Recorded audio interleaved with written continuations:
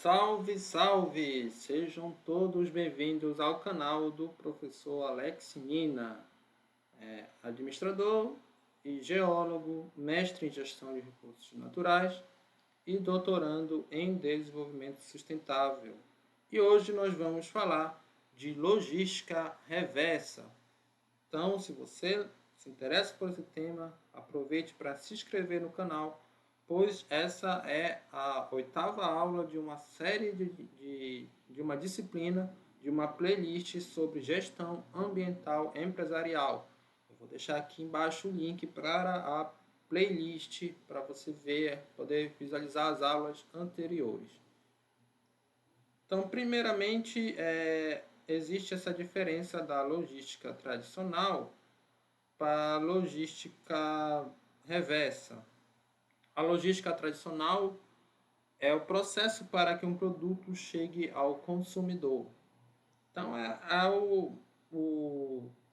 a cadeia produtiva tradicional. O quanto desde o seu fabricante até o seu consumo final, o caminho tradicional.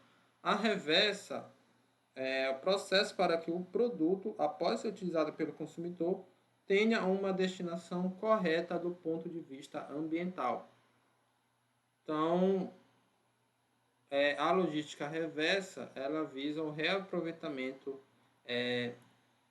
dos resíduos proporcionados durante os processos de consumo. Logística tradicional. Então, você tem aqui a matéria-prima, uma indústria que extrai essa matéria-prima, aqui o exemplo do petróleo, fornecedor, fabricante, um distribuidor, um logística e um consumidor. Isso aqui é um modelo de uma cadeia produtiva. Então, esse é o caminho tradicional para o consumo de um produto, desde a extração de suas matérias-primas até o consumidor final. Embora o termo cadeia de suprimento seja mais utilizado, esses autores, Christopher Pyne, argumentam que o termo cadeia de demanda é mais apropriado, justamente por ter um foco no consumidor final. Na verdade, existem duas grandes estratégias de logística, a empurrada, a pull, e a push. A empurrada, a produção empurrada, o fornecedor fornece a matéria-prima, o insumo, o produto no geral, que está o fornecedor, mas pode ter mais elos dessa cadeia produtiva, a montante. Você tem um estoque e as pessoas vão atrás desse estoque. Né? Quando as pessoas chegam numa loja, vai ter lá um produto bonitinho, pré-formado, já que vem da fábrica de produção. Você pode pensar, por exemplo, nos varejistas, né? Estão dentro dessa lógica de produção empurrada. Então, você vai numa loja de utensílios domésticos e vai estar lá o produto já pré-fabricado e você tem uma gestão de estoque. Na produção puxada, push, é diferente, porque o cliente ele vai numa loja, não tem nenhum produto pré-formado para ele, não tem nada no estoque, mas ele simplesmente vai dizer qual é a característica desse produto. Então, computador, por exemplo, a Dell é uma empresa que faz também muito a logística puxada. Você vai dizer qual é o sistema operacional, qual é a memória, qual é o processador, entre outras características. E aí você vai requisitar essa ordem, volta para a produção, volta para o fornecedor, e aí eles vão produzir um produto customizado, de acordo com as características do critério que o consumidor, o cliente, definiu. Então, existem essas duas lógicas. E quando você usa o termo cadeia de suprimento, ele dá essa ideia de uma produção empurrada, de um pull. Já se você utilizar a cadeia de demanda, quem está demandando? O cliente. Então, o foco está no cliente, por isso que ela é mais apropriada para produção puxada. E hoje esse tipo de produção ele vem se destacando por conta dos clientes estarem se diferenciando cada vez mais. E então, por isso que esses autores sugerem a substituição do termo. uso do termo cadeia de demanda, embora na literatura já seja mais consolidado mesmo o termo cadeia de suprimento. Apenas o fabricante e o consumidor final sempre aparecem na cadeia de demanda. Então, se você pegar essa cadeia, você pode ter uma cadeia simplesmente daqui da matéria-prima para o consumidor final, sem esses intermediários. Esses dois sempre vão ter que estar. Esses daqui podem estar ou não. Os usos de intermediários se devem à eficiência deles em oferecer mercadorias ao mercado consumidor. É muito difícil também a gente construir cadeias produtivas sem intermediário, porque geralmente existe algum benefício tanto para o produtor quanto para o consumidor de um intermediário. Vamos pensar no serviço de entrega delivery. Você pode ir como consumidor num restaurante e pedir seu prato. Então, seria uma relação do restaurante, claro que existe também a matéria-prima do restaurante. Ou seja, nem tudo que eles estão te servindo é produzido lá mesmo, né? Mas isso você não teria, se você fizesse assim, indo para um restaurante, você não teria esse intermediário que era o integrador da comida. Porém, existe um custo para você sair de sua casa, ir num restaurante, você pode não ter tempo ou não estar disposto, por isso você está aceitando pagar para uma pessoa ali entregar essa comida, essa refeição. Então, tem um benefício em se ter intermediários ao longo da cadeia de demanda. Quando as organizações de uma cadeia de demanda trabalham em sintonia com direitos e deveres respeitados, com foco na satisfação dos clientes, é possível construir uma rede de valor.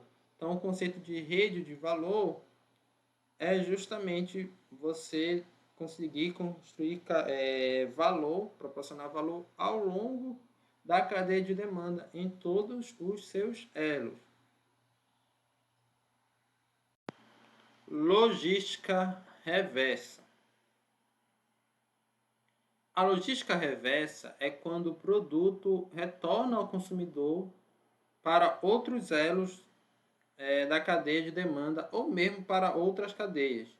Então você tem aqui o processo da logística tradicional, tá aqui logística integrada, mas tá no mesmo sentido de logística tradicional.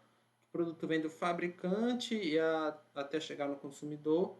Claro, isso tanto é para o push, para o modelo push, como para o modelo pull. No modelo empurrado, pull, você produz o produto e vai até o consumidor. No modelo push, o consumidor faz uma requisição para o fabricante, ou seja, ou para o intermediário, e depois o produto volta de forma customizada. Mas ambos estão na logística integrada, que é esse o sentido do produto. Na logística reversa, existe essa volta aqui, ó, do consumidor para o fabricante. Então, o resíduo, após o uso do produto, ele volta para o fabricante, que pode ser insumos para a continuidade da cadeia produtiva, ou seja, um novo ciclo. Não necessariamente o produto ele tem que passar por todos os intermediários. O consumidor pode pegar um atalho e vir logo aqui para o distribuidor, por exemplo, ao invés de comércio e para o transporte. Ou pode ir para outra cadeia produtiva de outro produto, mas em ambos os casos você ainda está falando em logística reversa. Com o avanço tecnológico, a obsolescência dos produtos é cada vez mais rápida. Só a gente pensar no celular. Quem já tinha um pouco mais de idade na década de 90 vai lembrar do Nokia tijolão. Aquele Nokia pesado, que foi o primeiro celular popular no Brasil. E aí o celular foi evoluindo, ele foi ficando cada vez menor até certo ponto, depois ele voltou a aumentar, mas com outros designers. E a ideia é que o celular hoje seja um objeto que as pessoas periodicamente trocam. Varia de cada pessoa, mas tem pessoas que trocam, por exemplo, todo ano de celular. Buscam sempre uma versão atualizada, aí seja de diversas marcas, da Nokia, da Motorola, da Apple. Então, é um produto que você está periodicamente trocando. Então, isso é devido ao avanço tecnológico. Se você ficar aí 5 anos com o mesmo celular, ele vai ficando defasado, ele provavelmente não vai ter memória mais para o número de aplicativos que está surgindo, a câmera dele já não vai ser mais a melhor, entre outras coisas.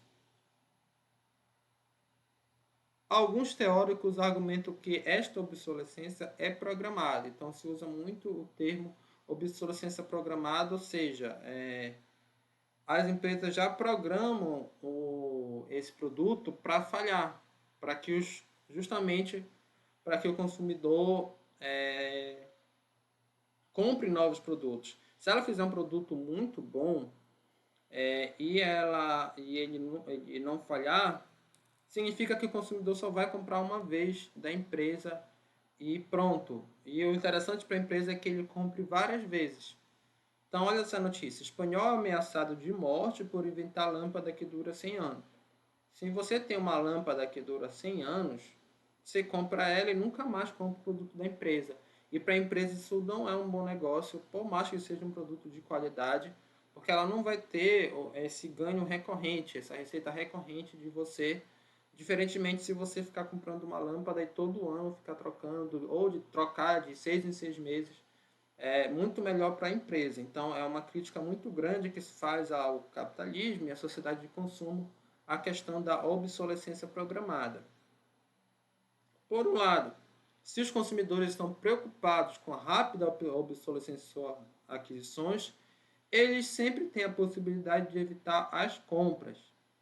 Esse fator pode criar oportunidades de marketing que permitam aos consumidores incorporar o último avanço tecnológico da sua aquisição. Ou seja, você não vai, para um produto mais complexo, por exemplo, o computador, você não vai comprar um computador novo a cada ano, a cada 2 anos.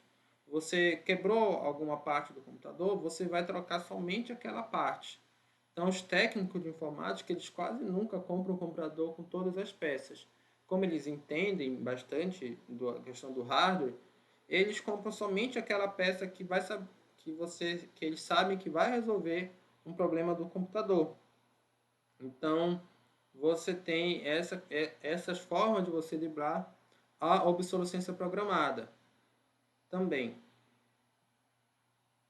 Então, quais são as consequências dessa obsolescência? Seja ela programada ou não. O fato é que existe uma obsolescência, os produtos eles rapidamente eles ficam superados, ficam, como posso dizer, desatualizados. E se essa obsolescência é programada ou não, não importa tanto para o que a gente vai falar aqui, claro que é uma questão relevante, mas para o que a gente vai falar aqui é as consequências dessa obsolescência. Você tem um aumento da quantidade de itens a ser manipulado nos canais de distribuição direto, já que frequentemente são lançados novos produtos, e um aumento da quantidade de resíduos e lixos, gerando problemas ambientais. Então, a empresa vai ter que lidar com mais insumos e itens de produção, e também você vai ter aí a questão do lixo. Se a empresa tem que lidar com mais itens, ela precisa de mecanismo para reutilizar esses itens que porventura possam se perder no processo produtivo. Imagina que a empresa está construindo um computador com várias peças e uma peça falha. Ela não vai jogar fora todas as peças, ela vai buscar somente aquela que falhou. Então, é aqui que o mercado ambiental vai chegar. Você reduzir a produção de resíduos é bom tanto do ponto de vista econômico como do ponto de vista ambiental. E, claro, depois do consumo, a questão de geração de lixo com as suas consequências socioambientais. Então, você tem um mercado para você gerir essa quantidade grande de resíduos proporcionados pela rápida obsolescência dos produtos na sociedade atual. Bens pós-consumo e pós-venda. Então, quando a gente fala em logística reversa, existe essa diferença de um bem pós-consumo, que você aplica, por exemplo, técnicas de reciclagem, e de um bem ou produto pós-venda, que você tenta uma forma de buscar a venda. A gente vai explicar cada um deles. buscar uma nova venda desse produto, no caso do bem pós-venda. Bens pós-consumo. Os produtos que retornam ao ciclo reverso já na forma consumidos de sua forma original. Então, esses são os bens pós-consumos. Nesse tipo de logística são comuns a reciclagem, o reuso e o desmanche. Na impossibilidade de reaproveitamento, eles podem ser enviados para sistemas de destinação seguros e controlados. Então, você tem aí aquela hierarquia do modelo de P mais L. No caso, seria a redução, reuso, reciclagem, por último, desmanche. Se não der para ser feito isso, aí sim você vai enviar para o sistema de destinação seguro do ponto de vista ambiental. Esses são os bens pós-consumos, ou seja, após você consumir, o resíduo proporcionado por esse bem vai ser, de alguma forma, operado para você ter o mínimo de impacto ambiental. Já os bens pós-venda, os produtos que retomam, são os produtos que retomam ao ciclo reverso. Possuem pouco ou nenhum uso. Se relaciona com problemas de qualidade geral ou processos comerciais entre as empresas. São produtos novos ou reoperados com desconto que apresentam pequenas avarias. São os famosos outlets, né, que as empresas oferecem um grande desconto em cima de um produto que tem uma pequena avaria que ainda dá para se utilizar, mas os consumidores mais exigentes querem um produto sem uma avaria. Então, um consumidor de baixa renda ele pode aceitar sim comprar um produto com uma pequena avaria que esteja com um grande desconto, por exemplo, 70%.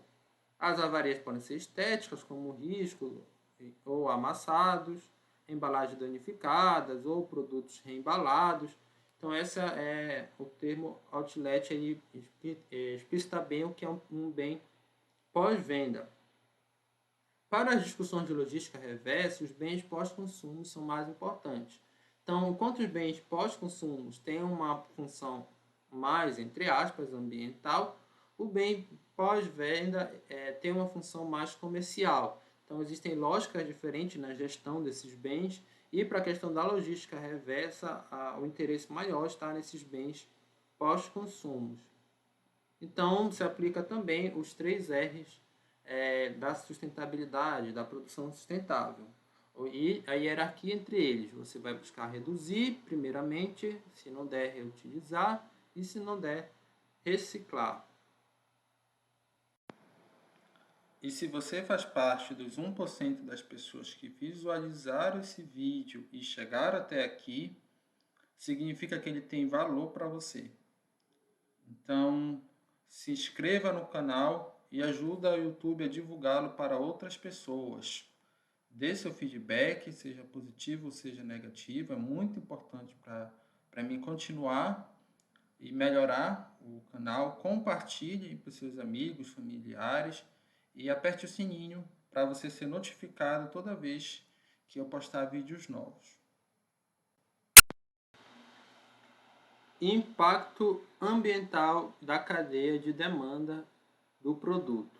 Então, essa foto ilustra que você pode ter um produto aqui que ele se vende como ambientalmente correto, mas se você voltar lá na cadeia de demanda, da forma como ele foi extraído, a matéria-prima não foi de forma ambientalmente correta. Então, no caso aqui de uma madeira sustentável, mas que foi extraída de um desmatamento ilegal.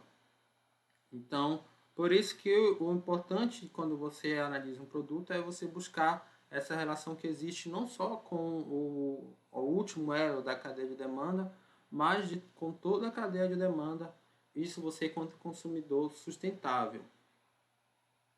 As análises de impactos ambientais do produto precisam levar em conta toda a sua cadeia produtiva.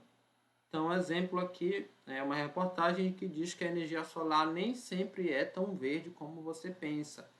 Qual a principal ideia desse autor dessa reportagem? É que você, ao construir painéis solares, você causa grande impacto ambiental, seja na mineração, que ele é o principal matéria-prima do painel solar é a sílica, então você tem certos impactos provocados pela mineração da sílica. no transporte, por exemplo, desses painéis solares. Então, o impacto proporcionado pela produção dos painéis solares não compensaria o impacto minimizado pela energia solar. Claro que isso não é um consenso, mas é só aqui uma opinião com certo embasamento de Mar Santos, em 2014. Mas, claro, isso você vai encontrar com outros autores também, se posicionando contra a energia solar em função dos impactos não da produção da energia solar em si, mas da cadeia produtiva da construção dos painéis fotovoltaicos. Então, passos para se definir os impactos ambientais no ciclo de vida. Então, aqui é um passo a passo para você avaliar esses impactos ambientais ao longo do ciclo de vida de um produto. Você primeiro tem que definir a unidade funcional e o sistema do produto. Ao realizar uma análise do ciclo de vida da cadeia produtiva de uma escova de dente, por exemplo, é preciso decidir se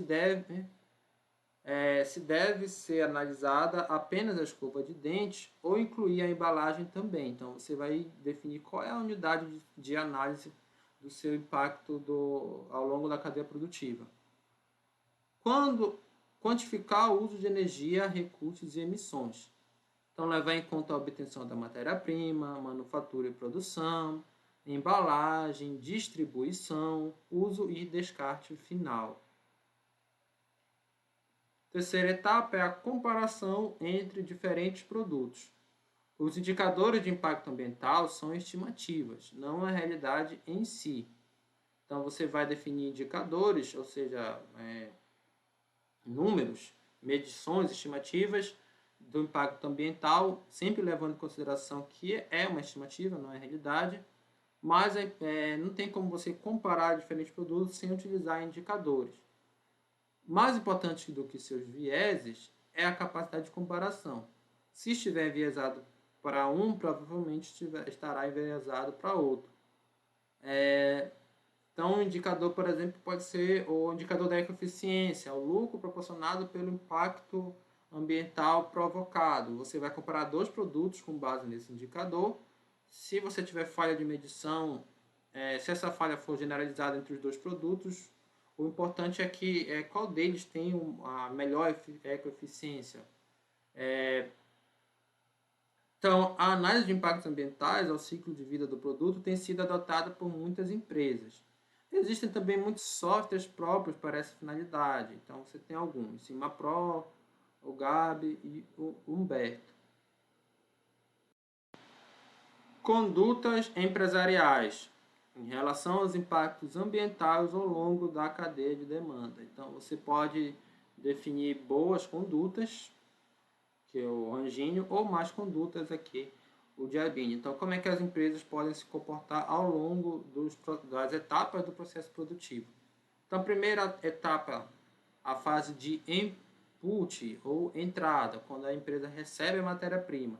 As más condutas: não se preocupar com a origem legal e responsável dos insumos, não levar em conta os impactos ambientais negativos da extração da matéria-prima nos processos decisórios da empresa e adquirir matéria-prima ilegal no intuito de redução de custos.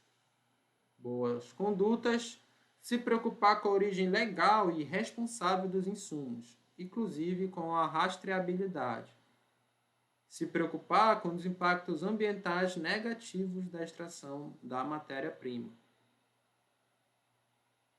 Na fase de processamento, a empresa já recebeu a matéria-prima, agora ela vai processar para gerar um produto. As más condutas: produzir no maior ritmo possível, visando apenas o ganho de escala e o lucro, sem levar em conta a questão ambiental. Ganho de escala é você produzir mais, você acaba reduzindo o custo total do produto. Porque o custo total é uma soma de custo fixo com custo variável. Quando você produz em grande escala, o seu custo fixo fica diluído. O ganho de escala ele é uma vantagem competitiva importante, mas se você só buscar isso e não levar em conta a questão ambiental, você está proporcionando uma má conduta. Também descartar os resíduos da produção no meio ambiente ou tentar encontrar um comprador para eles, de qualquer forma, sem se preocupar se esse comprador é responsável ou no descarte adequado ao meio ambiente. Também é uma má conduta. Boa conduta: realizar um planejamento de produção que leve em conta a questão ambiental, promover campanhas de conscientização de uso de água e energia, realizar estudos sobre reaproveitamento de resíduos e confeccionar subprodutos a partir dos resíduos, vender os resíduos para reaproveitamento por terceiros ou para uma empresa autorizada a efetuar a destinação correta, então não é qualquer empresa, e usar ferramentas como P mais L, Ecoeficiência e Ecodesigner. Na fase de saída, quando o produto já sai da empresa para o mercado consumidor, conduta: não se preocupar com o uso ou descarte dos produtos e embalagem vendido ao consumidor. Então, você faz uma embalagem, você não vai se preocupar se o consumidor vai poder reutilizar ou reciclar essa embalagem. Considerar que a responsabilidade pelo uso e descarte dos produtos fabricados pela empresa é dos consumidores. Ou seja, da feita que você vende o produto, não lhe interessa mais o que eles vão fazer, isso é problema deles. É como se você não tivesse nem um pouco de responsabilidade pelos seus produtos fabricados. As boas condutas, aí sim, você vai orientar a respeito da melhor forma de uso e descarte dos produtos da empresa, você vai ter uma postura proativa, você vai dizer que sim, você tem ao menos parcela da responsabilidade pelo descarte ambiental desses produtos, ambientalmente correto desses produtos.